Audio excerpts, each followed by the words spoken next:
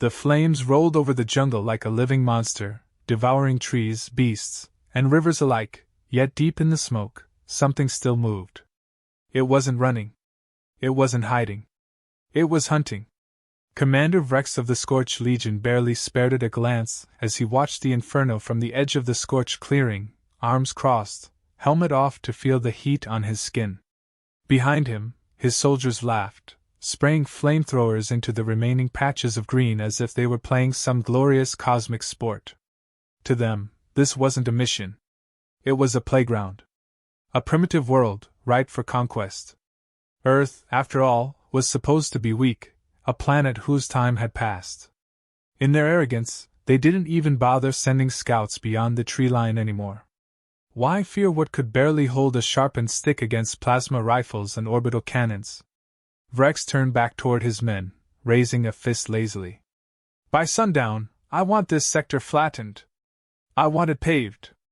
I want to see the horizon, he ordered, and his soldiers gave half-hearted salutes, too busy cheering and making bets about who could cook the biggest tree or roast the ugliest beast.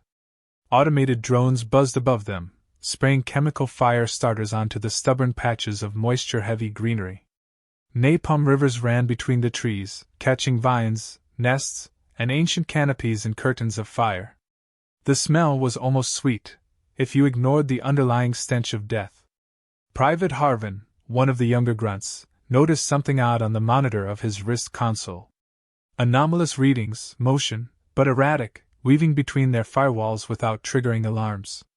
Probably a glitch, he muttered, smacking the console. His buddy, Jex, grinned and elbowed him.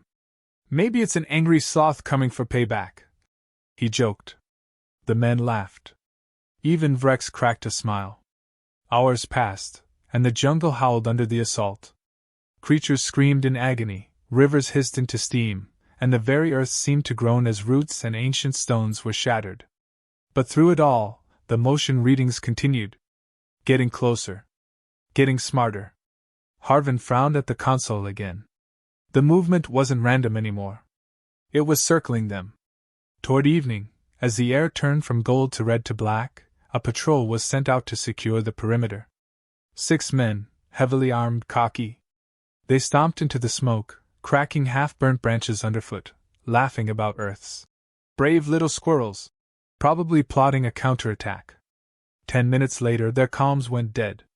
No gunfire. No screams. Just static. Vrex frowned, tapping his earpiece. Patrol Echo, report. Silence. He gestured to his lieutenant, Zarn, to send another squad. Double-check it. Could be jamming from the residuals, he said, though a sliver of unease had already wormed its way into his gut. It didn't make sense. There was nothing left in the direction they went, only smoldering ruins. The second squad pushed into the haze, weapons drawn. They moved carefully now, the jokes dying in their throats. 20 minutes passed. A garbled transmission cracked through the comms, panicked breathing, a shout about the trees, then a sharp crack and silence. The soldiers back at base exchanged nervous looks. Even Vrex couldn't hide his tension anymore. He barked orders for full alert. Sensors were ramped up. Drones swept the area. Nothing. Just smoke and ash and the twisted bones of what had once been one of Earth's last untouched sanctuaries. At the edge of the fireline, they found something. Sergeant Drex stumbled upon it first. A message scrawled crudely in the dirt with a burned stick. The words, though rough, were clear enough to chill every soldier who saw them. You burned my home. Now the jungle burns you. Next to it, a skull, half human, half animal, charred black, mounted on a broken branch like a warning sign. Panic started to set in like a virus. The seasoned veterans among them tightened their grips on their rifles. New recruits whispered rumors of Earth spirits, wrathful forest gods. Vrex silenced them with a snarl. There's no such thing as forest gods. This is one man. One primitive idiot playing games. Find him. End him. He sent out a third patrol, 20 men this time, armored and furious. They would not be mocked by a dirt world savage. But this time, the traps were already waiting. Weighted nets dropped from trees. Tripwires hidden under ash-triggered sharpened bamboo spikes, dug hastily but lethally into the blackened mud. Soldiers screamed as they were dragged away by vines. No, not vines, cleverly disguised ropes. Gunfire erupted, short and chaotic, before cutting off one by one. When the survivors staggered back, their faces were ashen. They spoke of a shadow moving through the flames, silent and unkillable, always watching, always one step ahead. Now, with nearly a third of his forces gone, Rex paced furiously in front of the command post. He cursed the jungle, cursed Earth, cursed the primitive planet that refused to simply die as it was supposed to. Zarn suggested pulling back and waiting for reinforcements. Rex rejected the idea violently. "We are the Scorched Legion. We don't retreat from a single man." Night fell harder than ever before. Without the towering trees, the stars blazed overhead, cold and indifferent. The burnt ground crackled underfoot. Every shadow seemed to stretch longer than it should. The men huddled in groups, eyes darting at every movement, every whisper of wind. In the distance, something howled, a sound not quite human, not quite animal. Then, another discovery, one of the flamethrower tanks, abandoned, its crew nowhere to be found. On its hull, carved deep into the metal with something savage and sharp, was a new symbol. A clawed handprint, dripping crimson. Harvin, seeing it, whispered a name he had only half remembered from Earth's old myths. The guardian spirits of lost jungles, the silent warriors who spoke the language of beasts and trees. "He's not a man," Harvin said, voice cracking. "He's the jungle itself." Rex's fury boiled over. He ordered a full sweep. Burn every last square meter until there was nothing left to hide behind. Every tree, every stump, every root must be ash. They would not leave a single scrap for this phantom to hide in. As the soldiers marched into the night, torches high and weapons ready, they didn't see the figure watching them from above, crouched atop a blackened tree branch, blending perfectly into the soot and smoke. He smiled under his mask. The jungle wasn't dead. It had merely been wounded. And now it had teeth. The first of many traps triggered. An explosion of sharpened branches tore through a cluster of soldiers, dropping them before they even realized they had stepped into a killing field. Screams cut through the night, but not a single shot was fired back. The enemy was already gone, vanishing into the smoke like a ghost. As chaos erupted, Rex realized something with gut-churning certainty. They hadn't been burning the jungle to kill their enemy. They had been feeding him. And now, he was hungry. Would you like me to continue with Chapter 2 in the same style? It's about to get even deadlier and more tactical from here. The smoke never settled. It clung to the broken landscape like a second skin, thick enough to choke even the toughest soldiers. Visibility dropped to just a few feet. Every step forward sounded louder than cannon fire in the oppressive silence.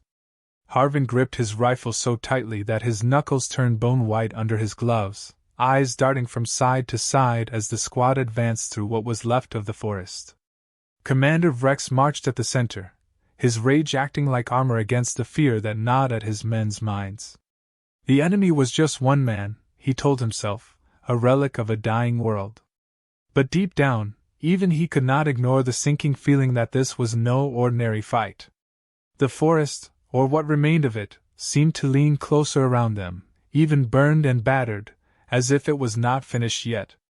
Zarn walked stiffly at Rex's side, scanning their surroundings with a mounted thermal sensor, but all it displayed was static.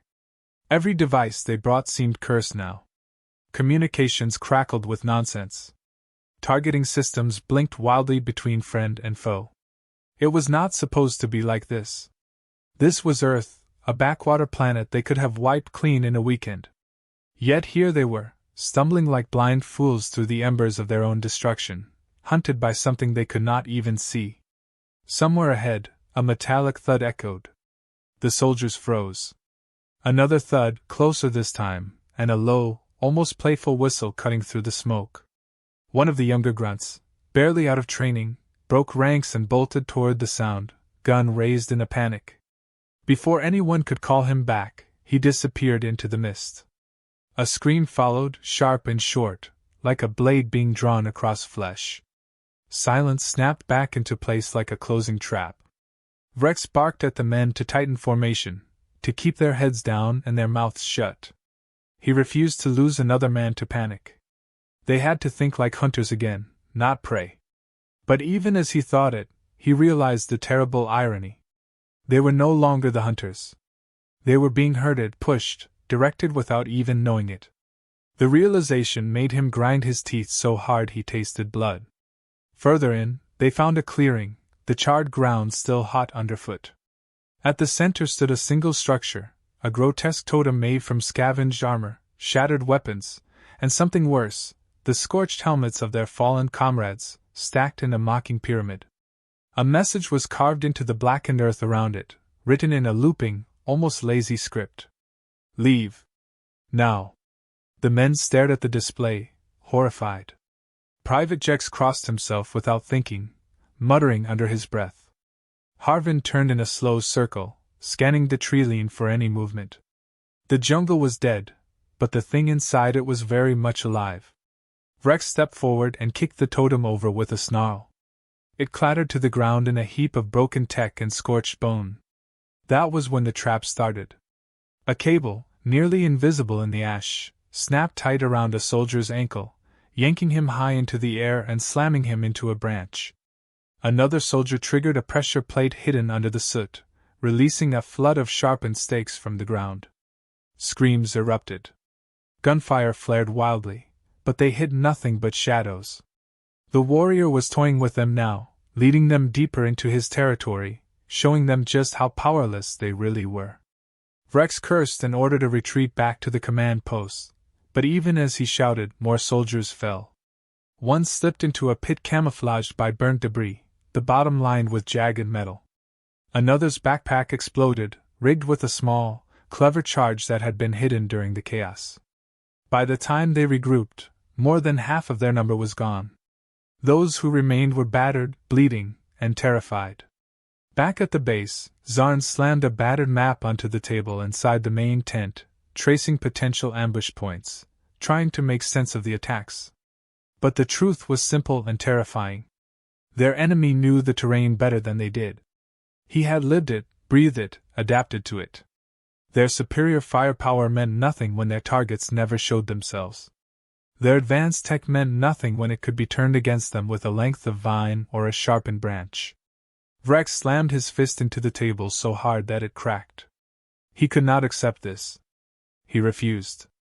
If this man wanted a war, then he would drown him in one. He ordered heavy air support to strafe the perimeter, flatten whatever cover was left, burn everything that still dared to cast a shadow. No more games. No more traps. If they could not catch the ghost, they would leave him no place to hide. Gunships roared overhead, dropping incendiaries across the broken landscape. Firestorms rolled through the ash and smoke once again. Trees that had survived the first burning now collapsed in molten heaps. The soldiers watched, hollow-eyed, as the jungle was reduced to nothing but a churning sea of fire and blackened bones. For a while, it seemed to work. No more attacks. No more traps. Just fire and silence. Rex allowed himself a grim smile. He had flushed the rat from his hole. Soon, it would be over. They would leave this cursed place behind and move on to worlds worth their time. But Harvin was not so sure. As he stared into the flames, he thought he saw something moving. Not running. Not fleeing. Just standing there. Watching. A dark figure in the inferno, unmoved by the destruction around it. When he blinked, it was gone, but the image burned itself into his mind like a brand. Later that night, as the soldiers set up a tighter perimeter around their dwindling camp, an eerie sound floated through the smoke. It was not a cry, not a howl. It was a laugh. Low, mocking, full of promise. The soldiers froze. Rex gritted his teeth so hard they creaked. It was impossible. No one could have survived that. But the laugh came again, louder now, closer, riding the swirling smoke like a living thing. Something flickered at the edge of the firelight, a shadow slipping through the chaos.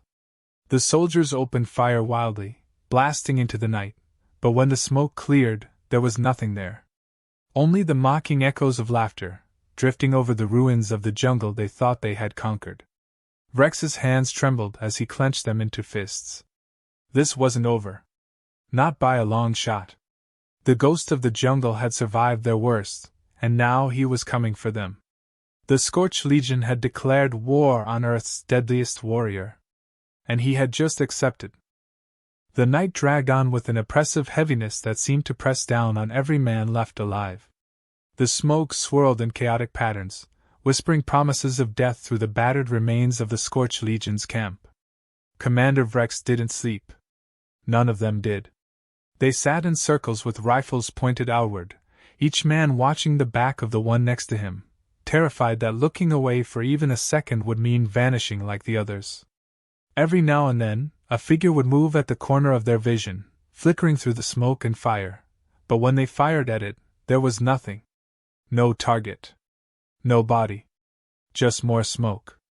The warriors who once mocked the jungle now flinched at every crackle of firewood, every shifting shadow. They were soldiers of a galactic empire, equipped with weapons that could tear apart battleships, yet here they were, reduced to jumpy, broken men with triggers half pulled at the slightest sound. Commander Vrex paced the edge of the camp like a caged animal. The enemy was no longer just a man in his mind. He had become something else, something elemental, something born from the very earth they had tried to destroy. Pride still boiled inside Vrex's chest, but it was a hollow, desperate thing now. Zarn approached him quietly, his usual rigid composure gone, replaced by a man who looked 10 years older than he had a day ago. He suggested once again that they call for extraction, that they cut their losses and leave this cursed place behind. Vrex refused. It wasn't just about victory anymore. It was personal. The ghost in the jungle had humiliated them, turned their campaign into a nightmare, and Vrex would not allow it to end without blood, preferably the ghost's, but if it had to be his own, so be it.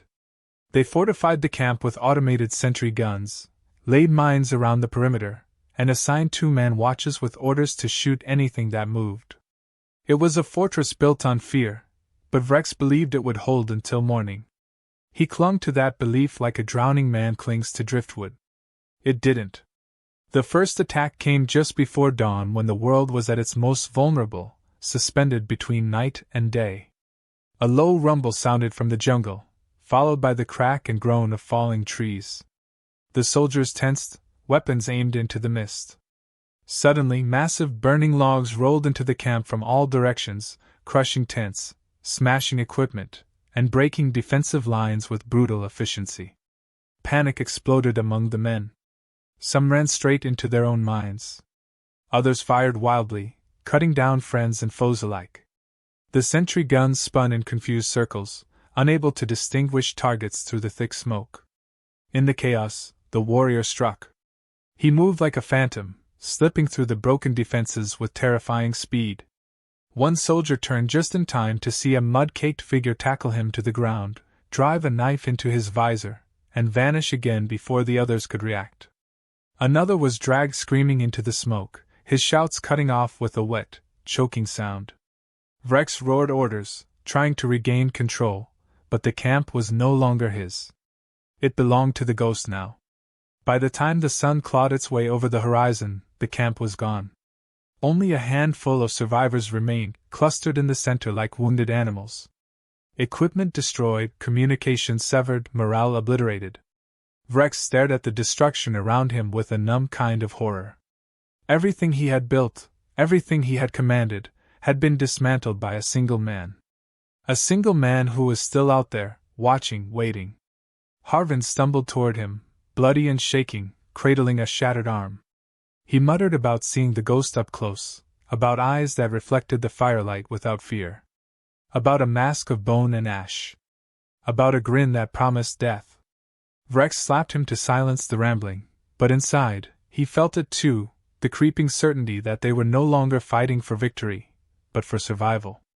They moved what was left of their forces deeper into the blackened jungle, abandoning the wreckage behind them. They found a small ridge and dug in, using the higher ground to their advantage. Zarn suggested they set traps of their own, use the remaining explosives to create a kill zone. Vrex agreed, But even as he nodded, he knew it was a temporary measure. The warrior didn't fight battles he couldn't win. He would pick them off one by one, like he had before, until there was nothing left. And then came the worst blow of all. The sky, their last hope, turned against them. High above, the orbiting flagship sent a transmission, cold, clinical, final. The mission was deemed compromised. Extraction denied. All remaining units were considered expendable to preserve galactic resources. They were on their own. The transmission ended with a simple directive: destroy all equipment, deny the enemy any advantage, and die with honor if necessary. The silence that followed was worse than the transmission itself. No one spoke. No one moved. The truth settled over them like ash. They had been abandoned. Sacrificed. Forgotten. Vrex crushed his earpiece under his boot, grinding it into the dirt. Honor was a luxury for the living. That night, the ghost came again, but this time he didn't attack directly. Instead, he set fires around their new camp, not to destroy, but to corral. To push them, herd them, force them into smaller and smaller spaces. The smoke grew thicker. Breathing became harder. Eyes stung. Fear sharpened into hysteria. One of the younger soldiers cracked first. He screamed about monsters in the trees and bolted into the darkness. They heard his screams for a long time before they stopped. Another tried to surrender, standing at the edge of the perimeter with hands raised. Something pulled him backward into the smoke so fast it was like he had been yanked by an invisible hand. His rifle clattered to the ground untouched. Zarn snapped. He started firing randomly into the trees, laughing and sobbing all at once. Vrex knocked him down, but not before 3 other soldiers joined in the madness, emptying their clips into the night without aiming. When the smoke cleared, no enemy bodies were found, only wasted ammunition and wider, hungrier eyes. The camp dwindled with each passing hour. Rations ran out. Water turned sour.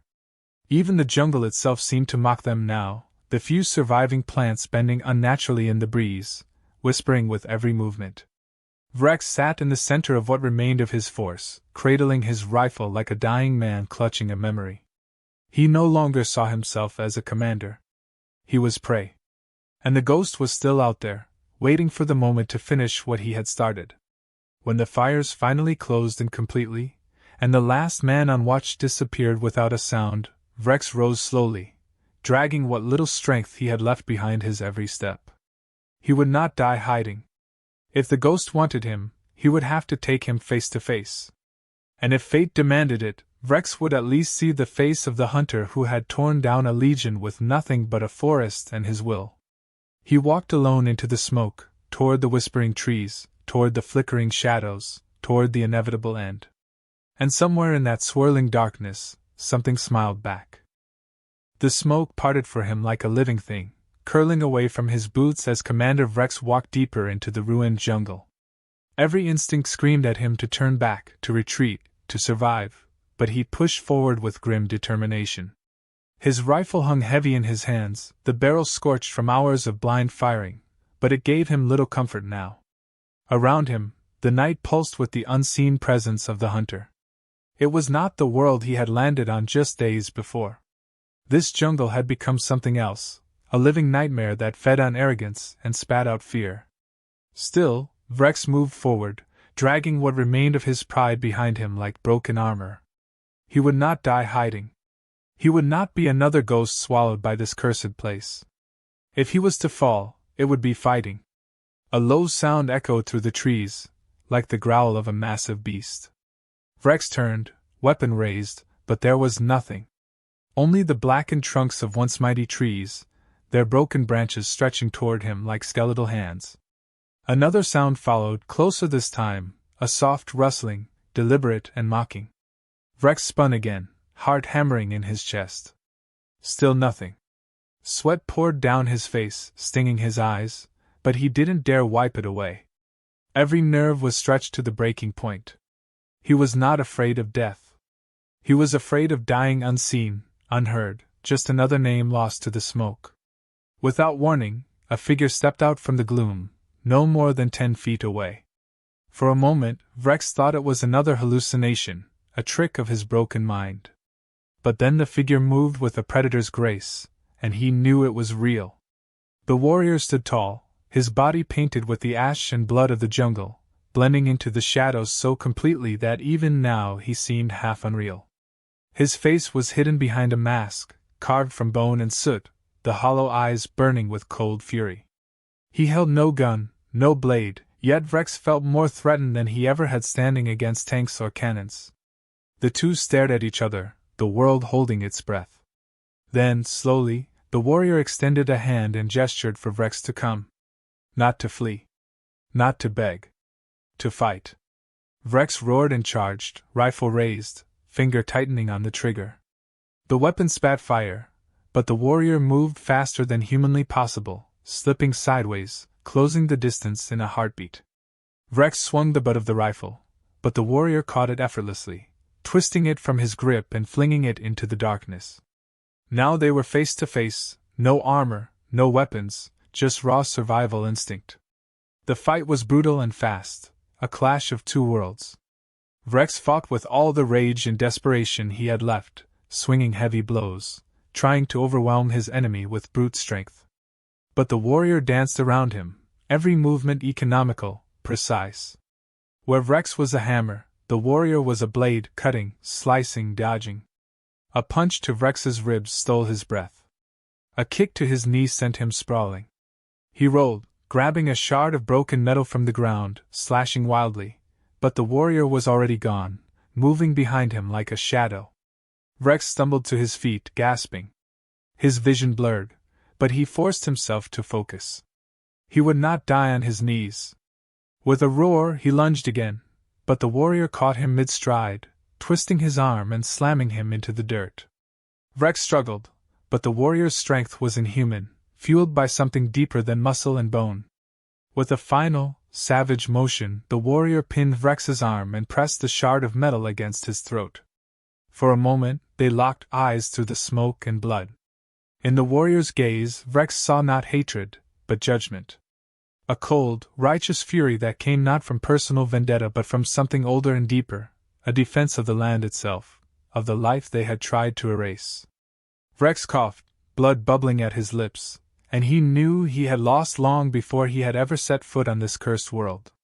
The warrior leaned down, close enough that Rex could hear his breath, slow and steady despite the battle. Then he spoke, his voice low and rough, shaped by years of solitude and war.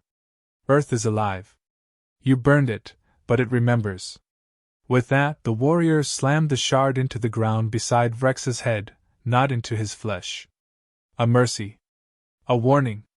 A final humiliation. Rex lay there, broken and beaten, as the warrior stood and turned away, vanishing into the smoke like a spirit called back to the earth. Around him, the jungle stirred, as if acknowledging its champion's victory. The flames died down, the smoke thinned, and the stars blinked back into view overhead. For the first time since they had landed, the jungle was quiet. Not dead. Reborn. In the shattered remains of the Scorched Legion's command center, a damaged drone, forgotten and battered, flickered back to life. It had recorded everything, the humiliation, the defeat, the warning. It transmitted the footage back to the orbiting fleet, a grim message etched in fire and blood. Those who watched it would see not just the fall of the Scorched Legion, but a reminder that Earth was not a dead world waiting to be conquered. It was a living, breathing force. And it had warriors of its own. Days later, as the last smoldering embers cooled into ash, the warrior stood alone atop a blackened ridge, looking out over the ruins of the forest. His body bore new scars, but his spirit was unbroken. From a small pouch, he drew seeds, precious relics of the life that had once thrived here. With careful hands he planted them into the scorched earth, one by one, whispering old prayers under his breath. He knew the jungle would grow again. Stronger. Wilder. And he would be there to protect it. For as long as the stars burned above and the rivers ran below, Earth would remember the invaders who had tried to erase it. And if they ever returned, they would find more than trees and rivers waiting for them. They would find him. In the distance, A new dawn broke over the horizon, painting the sky with hues of gold and crimson. A promise and a warning. The jungle was not dead. It was only sleeping. And now, it was wide awake. The days that followed were unlike anything the scorched jungle had ever seen. From the ashes and ruins, life clawed its way back, stubborn and defiant. Tiny green shoots pushed through the blackened soil, fed by the charred remains of fallen giants. Birds returned first, cautious and few, their songs tentative but growing stronger each morning. The rivers, though muddied and choked with debris, carved new paths through the broken land, carrying seeds, life, and memory to places the fire had not reached. In the center of it all, the warrior moved like a guardian spirit, tending to the wounded earth with the same patience and ferocity he had shown against his enemies. Every step he took was deliberate. Every tree he replanted a small act of rebellion against those who had dared to believe they could burn the soul out of a living world. In the emptiness above, the Galactic fleet lingered for a few short days after the transmission arrived. The footage of the Scorched Legion's downfall spread like wildfire among the crews, whispered about in hushed tones in darkened mess halls. Soldiers who had once sneered at Earth as a forgotten relic now spoke of it with fear, some refusing outright to set foot on its soil. Commanders debated whether to launch a full cleansing strike from orbit, to wipe away the last evidence of their humiliation. But fear has a way of planting seeds of doubt, and none could be certain what forces lay hidden beyond the smoke and rubble. The image of the warrior standing over the broken body of their finest soldiers, the jungle alive around him, haunted their dreams. In the end, the fleet turned away, their engines humming a mournful retreat back into the cold vastness of space. On the ground, the warrior did not celebrate. There were no victories in this kind of war, only survival and the endless duty to protect. He built no monuments, sang no songs. His victories were marked by the quiet rustle of new leaves, the slow trickle of clear water returning to parched streams. His days were spent repairing what could be mended, honoring what had been lost, and preparing for what would surely come again. For in his heart he knew this was not the last time outsiders would look upon Earth with greedy eyes. They would forget their fear in time, as all invaders do. And when they returned, they would find the jungle waiting, stronger, fiercer, and ready. One evening, as the sun bled out across the sky in a riot of crimson and gold, the warrior sat atop a boulder overlooking the valley. The land below, once a smoldering graveyard, now pulsed with new life. Small creatures scurried through the underbrush. Saplings swayed in the breeze. The air smelled of earth and rain instead of smoke and death. He closed his eyes and let the sounds of life wash over him, feeling the heartbeat of the jungle steady and strong beneath his feet. It was a song older than any language, a promise whispered from the earth to those who cared to listen. You survive. You fight. You endure. That night, the warrior found the remnants of one of the Scorched Legion's drones, half buried under a collapsed tree. Its once gleaming surface was scorched and battered, a relic of an arrogance that had been swallowed whole by the very ground it sought to conquer. He dragged it out with slow, methodical movements, stripping it of its parts. Some he repurposed into tools to aid in the rebuilding. Others he scattered along the jungle paths as warnings for any who might follow. In the end, he mounted the drone's broken core onto a branch and planted it near the old clearing where the Scorched Legion had first landed. A crude monument, but a fitting one. Here lies the memory of those who thought themselves gods and learned they were not even kings. Weeks passed. Then months. The seasons shifted, the rains returned, and the jungle thickened. Trails were lost. Old clearings vanished beneath carpets of green. What had once been burned to ash now stood defiant and alive, stronger for its suffering. And through it all, the warrior remained a silent sentinel, moving unseen among the trees, watching, waiting. One rainy afternoon, a ship appeared in the sky, smaller than the hulking warships of the fleet, but no less arrogant in its descent. It landed cautiously on a patch of hard ground miles from where the Scorched Legion had met their end. Scientists stepped out first, their white suits flashing against the dark foliage. They moved with delicate steps, scanning and sampling, cautious but curious. Soldiers followed, weapons drawn but hands not yet trembling. They did not burn the jungle this time. They whispered to it, fearful of waking whatever still lurked in the shadows. The warrior watched from the trees, his breath slow and silent. He saw how they moved, how they touched the earth with reverence and fear. For now they were careful. For now they remembered the lesson their predecessors had learned in blood. He let them work, let them gather their samples and whisper their hopes. But he did not let them forget they were being watched. At night, when their fires burned low, he left small signs at the edge of their camp, twisted vines, rearranged stones, markings in the mud that told a story without words. A story of what happens to those who forget that the earth is not theirs to take. The scientists spoke nervously into their recorders about strange phenomena and unseen forces. The soldiers tightened their circles.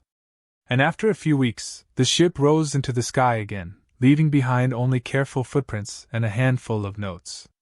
They would report back that Earth was still dangerous, still alive, and that its guardian was still waiting.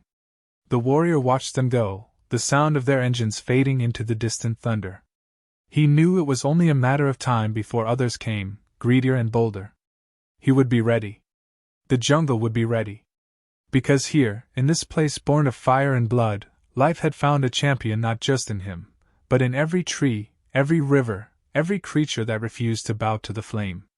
As he disappeared once more into the emerald depths, the jungle closed behind him like a secret. Silent. Watching. Waiting.